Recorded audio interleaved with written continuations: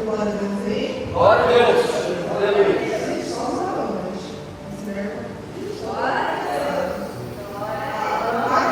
O impacto do encontro foi tão grande assim, esse momento sem força. Isso, vamos lá, glória a Deus. Irmãos, primeiramente eu quero agradecer ao Senhor a oportunidade de estar com a palavra dele, uma responsabilidade muito grande, porque Deus não admite que a gente acrescente nada ou mude qualquer coisa na palavra dele, ou ensina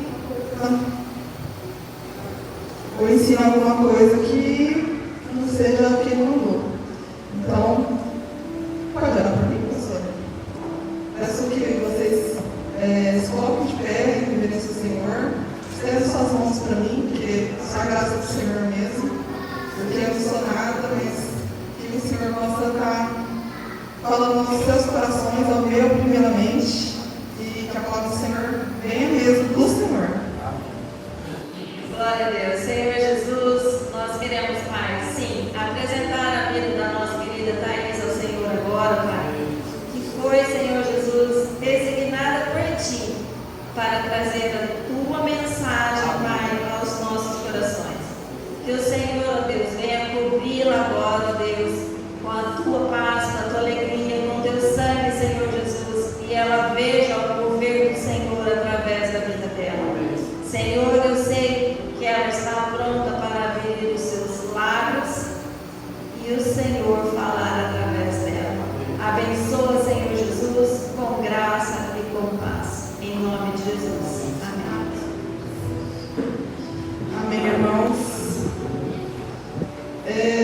Versículo que eu gostaria de compartilhar com vocês hoje é um versículo muito conhecido, mas eu quero que vocês vejam de uma outra forma. Foi que Deus revelou para mim.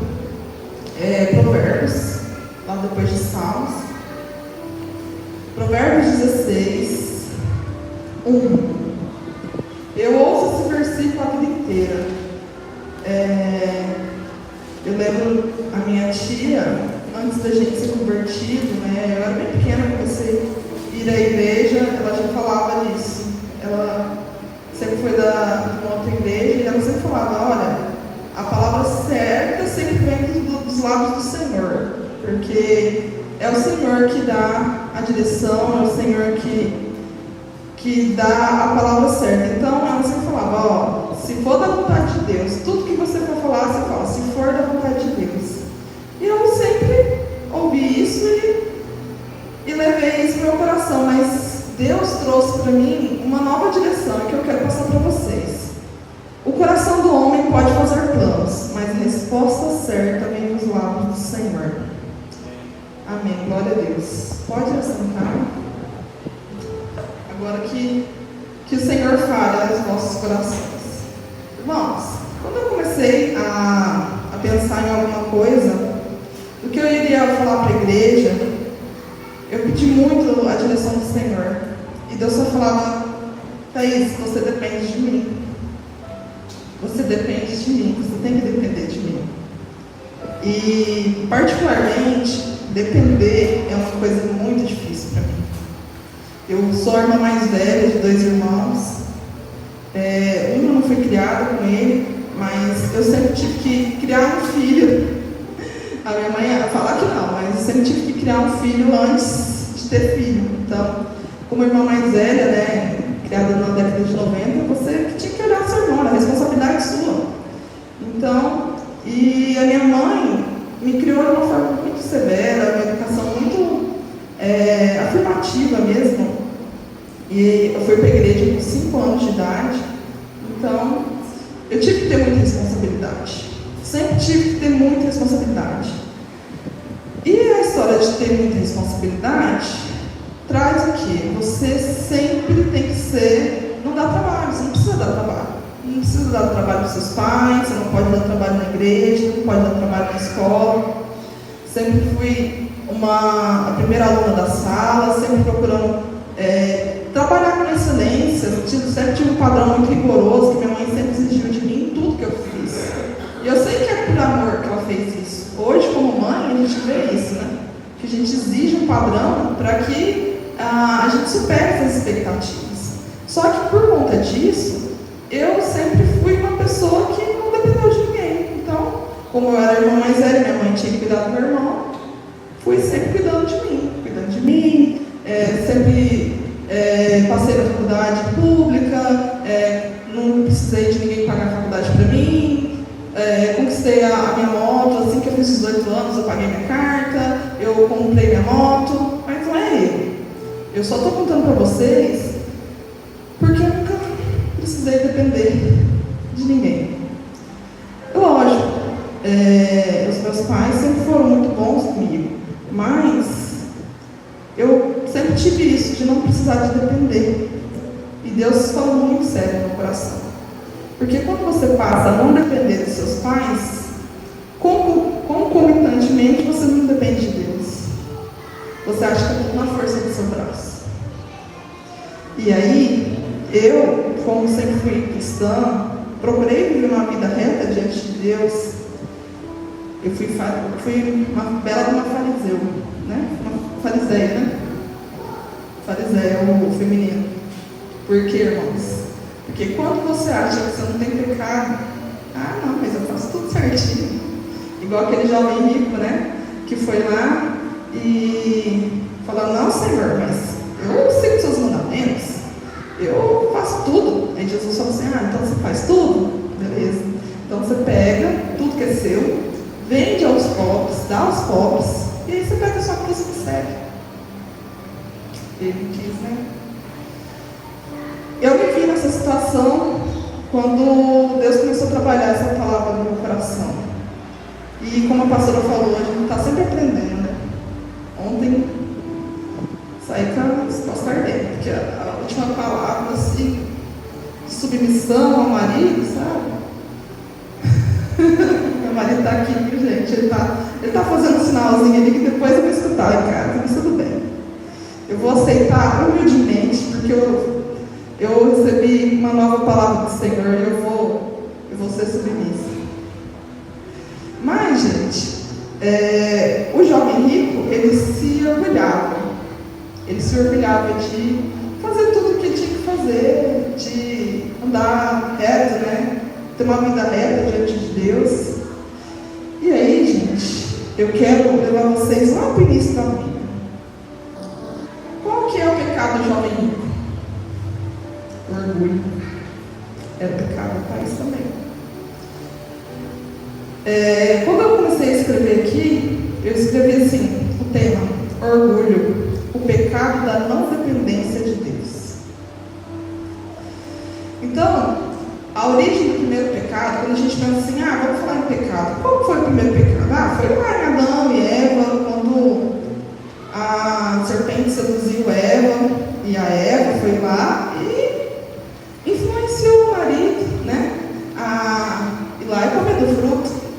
Mas não era simplesmente por isso. Mas qual que é o primeiro pecado? É esse? Não, gente. O primeiro pecado foi acontecido lá no céu. Lá na quarta dimensão, lá quando Lúcifer, o anjo de luz, Lúcifer era o guarda. O guarda ele era um anjo, era bem da guarda do Senhor. Eu até... Deixa eu ver, só.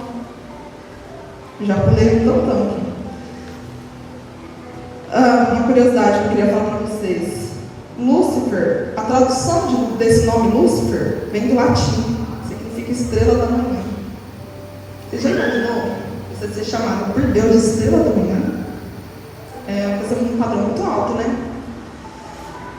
Com essa história dele ser chamado de estrela da manhã, ele começou a se orgulhar de ser o querubim, de estar na presença do Senhor. Imagina, gente, eu só fico imaginando a gloriosa presença do Senhor. Você está ali desfrutando disso. Aí, eu até trouxe um versículo, lá em Ezequiel 28 fala: seu coração tornou-se orgulhoso por causa da sua beleza, e você corrompeu a sua sabedoria por causa do seu esplendor. Por isso eu atirei a pedra. Ele, sendo um querubim da guarda do Senhor, cheio de sabedoria e formosura, como o próprio Deus, que foi Deus que revelou isso para Ezequiel, ele estava abaixo, ele era um abaixo de Deus. E com essa convivência, dia a dia da glória do Senhor, ele se achou tão suficiente, tão importante, tal qual Deus ele quis ser, o próprio Deus. Por que ele pecou? Ele pecou pela soberba, ele pecou pelo orgulho. E orgulho e soberba não são a mesma coisa. Um é a manifestação do outro. Eu fui lá no dicionário Michaelis e pedi a definição de orgulho. Orgulho, atitude arrogante que faz com que uma pessoa sinta-se melhor ou mais importante que a outra. E a soberba é a manifestação arrogante de orgulho. Presunção. É tudo que sobra. Então, o que acontece? No meu caso, eu estava assim, não, estou tranquila, não tenho assim, nenhum pecado, assim, que eu tenho que me arrepender. Mas, o principal só, orgulho. Porque você acaba se orgulhando do relacionamento com Deus. Você acaba se orgulhando de ler a Bíblia. O que é isso, gente? Deus não precisa da gente. Quem precisa de Deus é a gente. E voltando a Lúcifer, ele se achou tão suficiente, porque ele quis ser igual a Deus. Ele era lindo, ele era coberto de pedras preciosas. A Bíblia relata isso, faz esse detalhamento. Então, ele achou que ele era suficientemente bom para reger a sua vida. Não é assim que a gente age? A gente não age assim o tempo todo? Ah, tá, mas eu não faço, eu não acho que eu sou boa assim. Não, mas acho. Por quê? Porque a gente começa a levanta correndo na correria, não lembra de Deus, não lembra do seu Criador, levanta, não vai fazer as coisas, nós mulheres, 1001 tarefas. Vai para o trabalho, vai cuidar de criança, vai cuidar de marido, vai cuidar de tudo. E Deus? E a nossa vida? Por que a gente faz isso? Porque a gente acha que a gente não precisa. A gente pode fazer, não, pode deixar Deus, pode deixar não, aqui eu resolvo. A hora que estiver muito difícil, aí eu chamo Deus. Naquele filme que, inclusive, a gente assistiu junto, né? No cinema, por coincidência. A Forja. Aquele filme, A Forja, é uma coisa que mais marcou na minha vida foi: a oração não tem que ser o step da sua vida, ela tem que ser o volante, ela tem que dirigir todos os seus passos. A oração não pode ser só quando as coisas estão difíceis. E aí eu falo oração, mas não é a oração em si. Nesse caso, eu falo é Deus. Porque às vezes a gente quer resolver tudo da nossa vida sem lembrar de quem que nós somos. Mas quem que nós somos? O mundo moderno, homossexualista, né, que é sempre o homem no centro do universo, fala assim: ah, mas você pode ser o que você quiser, principalmente mulher, né? Tem até propaganda de shampoo. Você pode ser o que você quiser. Propaganda da Barbie, você pode ser o que você quiser. Você pode fazer o que você quiser. Você.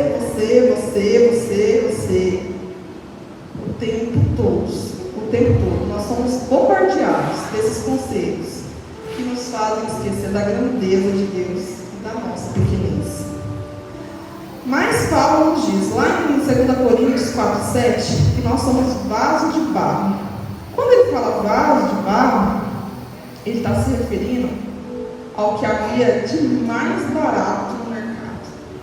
O vaso de barro, gente, ele era feito de montaria. O vaso de barro é frágil. O vaso de barro não custa nada, não vale nada, não tinha valor.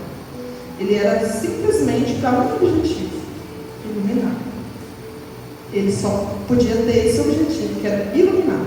E ele compara a gente a meros vasos de barro. O vaso de barro, como é que ele ilumina? Através do azeite que alguém coloca nele. Porque nem por si próprio ele é capaz de iluminar. ele precisava de uma lâmpada, ele precisava de um pavio, ele precisava de um óleo. E a gente fica achando que já é uma coisa. Isaías 45:9 fala de como a gente faz, sempre questionando a Deus. Quem somos nós para questionar a Deus? Ele fala: que aflição espera quem contesta o Criador? Acaso o pote de barro discute com o seu oleiro? Ou o barro argumenta com aquele que lhe dá a forma e diz: você não está fazendo direito? Quantas vezes a gente fala isso para Deus? Consciente ou inconscientemente? Ah, Deus, mas nossa, Senhor, a minha filha, a filha que o Senhor me deu, é uma bagunceira. Ah, meu marido, ah, Deus, olha aí. Não, Senhor, o Senhor me prometeu tanta coisa. Nossa, Deus, eu te sirvo há tanto tempo.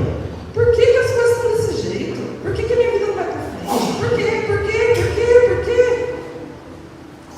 Por acaso pote de barro dizer para o oleiro que está ali fazendo ele: você não está fazendo isso direito? Quem somos nós? Quem somos nós para contender com o Criador, para dizer para ele que ele está fazendo o que não está fazendo? A gente precisa de se entregar mais ao Senhor, deixar com que Ele faça, porque Ele é o oleiro, nós somos o barro, quem molda é Ele. Aleluia, glória a Deus. Isaías, que é um profeta que eu gosto bastante, tanto pela parte de correção, quanto tanto da parte que Deus fala muito através dele, de consolo também. Vou pegar a linguagem traduzida na linguagem de hoje, que é contrária, diferente da minha Bíblia, mas que, nossa, muito mais atual do que o jornal de amanhã. Fala assim: vocês viram as coisas pelo avesso, como se fosse possível imaginar que o oleiro é igual ao barro. Comparando, a gente sempre compara. Tem hora que a gente quer tomar tanto conta da nossa vida que a gente acha que não. É Deus que é o nosso gênio da lâmpada, que Ele tem que fazer do jeito que a gente quer, que Deus tem que fazer aquilo que a gente pediu. Não, Deus, mas está aqui nessa palavra, Senhor, olha aqui. Gente, a palavra do Senhor é a palavra do Senhor, Ele cumpre, e Ele zela para cumprir sua palavra. Mas tem uma coisa chamada soberania. Soberania, que às vezes a gente nem conhece essa palavra, que ainda mais aqui no Brasil que estamos desgastados nisso. A soberania é quando manda em tudo, quando quem decide é quem manda. Vocês viram as coisas pelo avesso, como se fosse possível imaginar que o oleiro é igual ao barro. Acaso o objeto formado pode dizer àquele que o formou: ele não me fez? E o vaso poderá dizer do oleiro: ele não sabe de nada? A independência de Deus não é algo natural para nós. Não é. Deus não criou a gente para isso, para nós não sermos dependentes. Deus criou a gente para a gente ter um relacionamento com Ele, para entregar tudo na mão dele e deixar que Ele dirija. Não somente o espectro, mas o volante. O propósito de Deus, quando nos criou, além do propósito que Ele tem para cada um, para cada vida específica, que você é tão importante para Deus, que Ele, sendo soberano, grandioso, grande eu sou, Rei dos Reis, deu para você, para mim, um objetivo, um propósito. O propósito dele não era só esse. Não era o seu última bolacha do pacote. Não era o seu lindeza, alecrim dourado. Não. Nós abusamos muitas vezes da graça de Jesus. Às vezes a gente leva as coisas muito levianamente. Às vezes a gente acha que é Deus que tem que servir a gente. A gente precisa quebrantar o nosso coração, nos render ao Senhor. Palavra dura. Não se preocupe, porque está batendo aqui nele. A palavra é dura, mas é verdade. A gente precisa se quebrantar. Jesus está voltando. Ele precisa encontrar a noiva dele, limpa, irrepreensível. E a gente não tem feito isso. A gente tem deixado as coisas a prioridade da nossa vida. Como se nossa vida se resumisse a esses 80 anos que a gente vive aqui.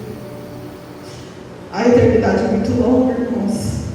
A eternidade é muito longa para você dar conta da sua vida, dessa vidinha que você tem aqui. A nossa vida não se resume a essa vida aqui.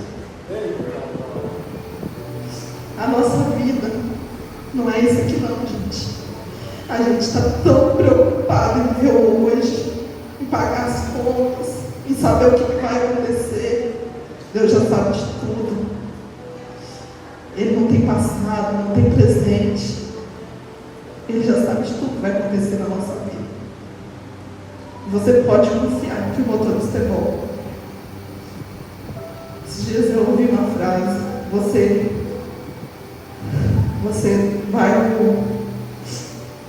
pro avião, quando você vai viajar de avião e você consegue dormir. Você conheceu o piloto. Mas tem dia que você está na sua casa e não consegue dormir. Conhecendo o piloto das nossas vidas. Conhecendo o Deus maravilhoso, o Pai amoroso que Ele é.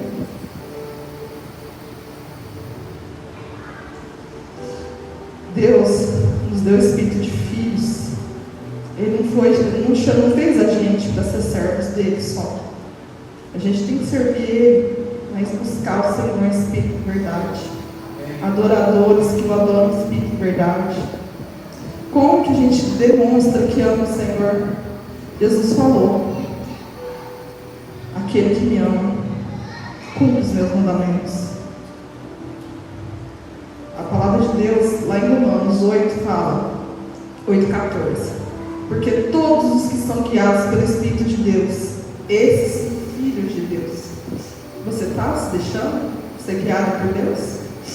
Quem está guiando a sua vida? Quem está direcionando? Gente, a dependência de Deus tem que ser da hora que você abre os seus olhos. Agradecendo a Deus pela confiança que Ele teve em você de te dar mais um dia de vida aqui nessa terra.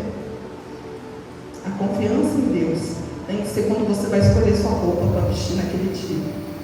A direção do Espírito Santo que te dirige em todos os atos, em todas as palavras, em todos os sentimentos, em todas as ações.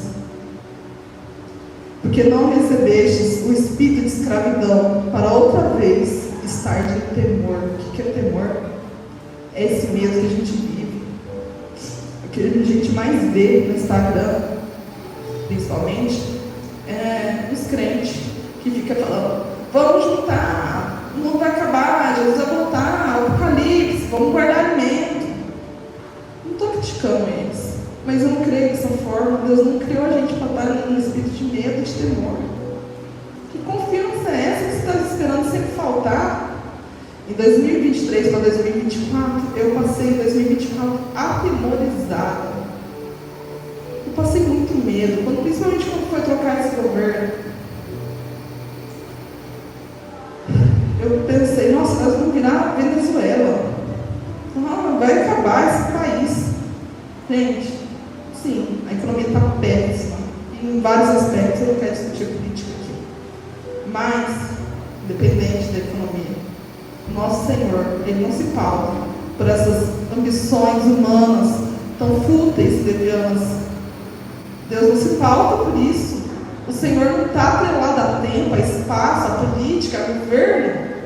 O Senhor é soberano. Pode confiar, pode depender dEle. Dependa do Senhor, entregue de verdade seu caminho ao Senhor. E aí, falando sobre, ainda para finalizar, sobre os filhos, aqui fala: mas todos quando receberam Deus o poder de serem feitos filhos de Deus, aos que creem no seu nome, os quais não nasceram do sangue, nem da vontade da carne, nem da vontade do homem, mas de Deus. Escolhido não escolhe. Você é um escolhido. Você não está aqui por acaso. Deus tem um propósito na sua vida. Você não foi adotado pelo sangue de qualquer pessoa. Não foi o sangue do pastor Daniel que foi derramado na cruz. Não foi o sangue do seu pai, da sua mãe. Foi o sangue de Jesus, o Filho de Deus. E ele escolheu isso. Jesus tinha a opção de decidir não fazer isso, mas ele escolheu.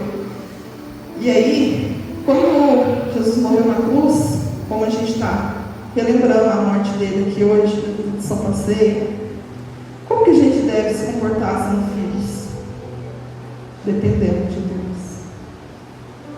Em uma relação ideal de pai e filho, que a gente vê muitas relações distorcidas, relações familiares totalmente degradadas, o pai sempre protege o filho, cuida, sustenta, educa e ama o filho.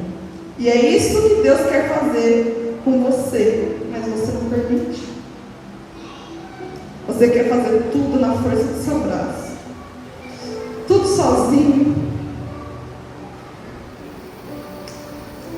A Valentina, minha filha, quando ela era bebê, ela foi muito independente. Pouquinho tempo de vida, ela já estava segurando a própria mamadeira. E ela queria fazer tudo sozinha. Quando ela aprendeu a falar, era assim: mamãe, deixa que eu faço. Mamãe, deixa que eu faço. Eu já sei, mamãe, eu já sei. E como que eu me sentia? Triste. Às vezes eu ficava triste. Porque eu pensava assim, por mais que ela saiba fazer, eu tenho prazer em fazer com ela. Como você acha que Deus se sente quando você age pela sua própria força, sabendo que Ele sabendo que tem coisa muito melhor para você? Como que você acha que Deus se sente quando você quer tomar suas próprias decisões, quando você se guia pelo seu próprio caminho? Como? Ele é um pai de amor. Acima de tudo, Ele é um pai de amor. E Ele quer te tratar como um filho. Mas você precisa aceitar que Ele te trate assim. E aí eu volto para o versículo do início. O homem faz planos, mas a resposta certa vem dos lados do Senhor.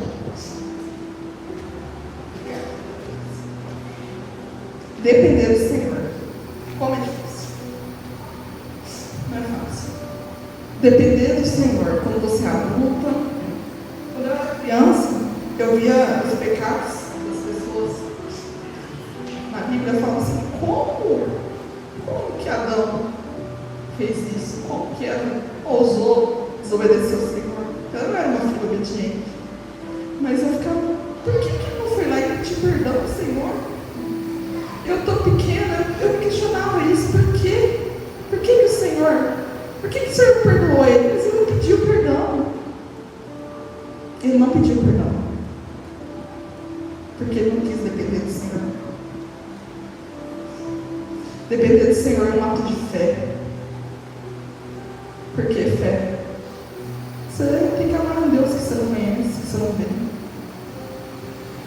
Depender de uma pessoa que você não conhece, que você não vê, é muito mais difícil. Então eu te convido a conhecer, a buscar o Senhor, conhecê-lo de verdade. Porque assim, aumentando a sua fé, você o conhecendo, você vai ter certeza que você está nas melhores mãos que você podia estar. Você se entrega muitas vezes no mundo médico, que é humano, mas você fala assim: ah, mas esse médico ele não mata. Esse médico, todo mundo fala muito bem dele. Quando eu fui ter a Valentina, eu tive parto normal. Mas eu não queria tomar nenhum tipo de medicação. Mas como o parto foi induzido, eu estava com muita dor, muita dor. Mas eu aguentei firme. E o meu médico chegou lá no banheiro, eu estava sentada na bola, chutando o pé no vaso, de tanta dor que eu estava sentindo. O médico falou assim: Thaís, por que você está sentindo tanta dor? Por que você não toma analgesia? Hoje, o melhor corpo de analgesia, de anestesista do Brasil está aqui para te servir. Por que você não vai lá? Eu falei assim: não, doutor, eu aguento. Aí você não vai aguentar, porque da agora para frente é só pior. Tá bom, eu me entreguei, porque ele falou sobre a palavra dele, que eu estava sendo tratada pelos melhores médicos do Brasil. Eu confiei.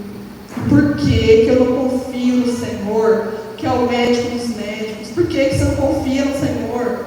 Por que você não confia quando o Senhor fala assim: eu vou te curar, eu vou cuidar de você, não precisa se preocupar, não andeis ansiosos por coisa alguma? Por que a gente fica ansioso? Por que a gente teme em não confiar no nosso Senhor? É porque ninguém te falou, né? Que Ele é o melhor do Brasil? Ele é o melhor médico do Brasil? Porque ninguém te falou que Ele é o melhor pai do mundo. Mas eu estou aqui para te falar. E a palavra do Senhor também. Você está nas melhores mãos. Só confia. Entrega. O coração do homem pode fazer planos, mas a resposta certa vem dos lábios do Senhor. É Deus que tem o controle de todas as coisas. Ele é soberano e poderoso, entregando as nossas obras nas mãos do Senhor. Ele confirma tudo segundo a sua vontade. Tem esse filtro, é a vontade dele. Muitas vezes a nossa vontade não convém ao Senhor, não convém a nós, porque Ele sabe de todas as coisas. E Ele confirma tudo segundo a sua vontade. Porque Deus criou tudo para o seu propósito, para um propósito. E aquilo que às vezes parece acaso, na verdade, faz parte do plano do Senhor. Então, eu gostaria que você ir no seu lugar, que você se levantar, curvasse a sua cabeça e fizesse uma oração de rendição, de entrega ao Senhor. Solta as amarras, feche seus olhos, entrega ao Senhor. Solta os seus planos na mão do Senhor. Pede para o Espírito Santo te revelar aquilo que você não entregou ainda. Porque tem partes na nossa vida, tem coisas no nosso, mais íntimo do nosso ser que nem a gente consegue lembrar. Tem coisas que a gente enterra tão profundo do nosso ser que a gente não consegue saber que a gente não entregou para o Senhor. Tem partinhas que não foram abertas para o Senhor ainda. Entrega. Fala: Senhor, eu entrego-te a minha vida. Eu entrego, Senhor Jesus, tudo que é em mim. Faz um contrato com o Senhor a partir de agora. Entrega. Eu que trabalho com imóveis hoje, quando a gente passa o contrato de propriedade, existe alegria maior para quem está recebendo a propriedade. Então, faça um contrato de propriedade do seu coração, da sua alma, do seu intelecto para o Senhor hoje. Assine esse contrato. Solta essas amarras, solta. Você está segurando. O Senhor não quer metade do seu coração. Ele não quer 95%. Se não for para ser inteiro, não fica na presença do Senhor. Se não for para você se entregar de corpo e alma, não fica, porque o Senhor não quer nada pela metade. O nosso Deus é um Deus de excelência. Ele é um Deus de compromisso. Quando Ele se refere à igreja como a noiva, Ele quer um compromisso com a noiva. Ele tem um compromisso, Ele está noivando, esperando para casar, esperando para colocar o anel no seu dedo. Mas a noiva precisa estar comprometida, entregue, rendida ao Senhor. Entregue o seu caminho ao Senhor, confia nele, e tudo mais Ele fará. Senhor Jesus, amado Pai querido, nessa manhã, Senhor, lembrando do sacrifício que Tu fizeste na cruz, não faltou uma gota de sangue do seu corpo, que foi rasgado e moído naquela cruz. Não faltou nenhuma gota de esmaio e sangue naquela cruz por mim, Senhor. E publicamente, Senhor, eu me entrego a Ti hoje, Deus, 100% do meu ser. Espírito Santo, se houver uma partinha ainda do meu coração que não abri a Ti, Senhor, eu abro hoje, Deus. Mostra, Senhor, que eu me entreguei a Ti. Eu quero viver dependente do Senhor. Deus, eu quero aprender a descansar em Ti, Deus. estar na sua presença completamente. Eu quero ser sua noiva, sem ruga, sem mácula, com as vestes mais alvas que a neve, para que naquele grande dia que o Senhor voltar, o Senhor encontre a sua noiva com a lamparina cheia de azeite, Senhor. Reveste do Senhor Jesus com teu manto, o manto do noivo, Senhor. Oh, Pai, glória a Deus,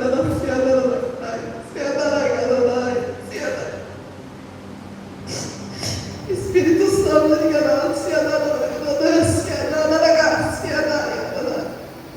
Espírito Santo, recebe a tua igreja, que se rende a ti hoje, Senhor.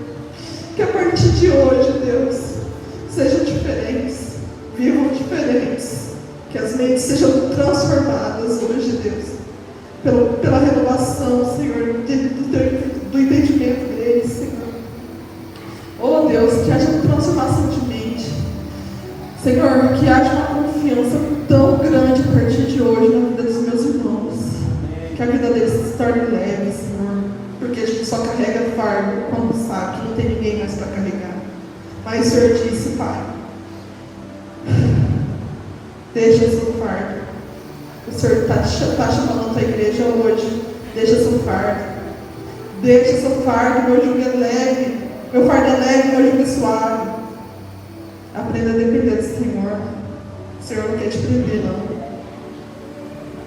O Senhor tem uma vida leve para você. Mas você precisa aprender a ser filha. Filho do Senhor. É isso, igreja. O Senhor tinha para falar para vocês. Amém. Glória a Deus. Que palavra maravilhosa. Que o Senhor venha assim abençoar cada um de nós.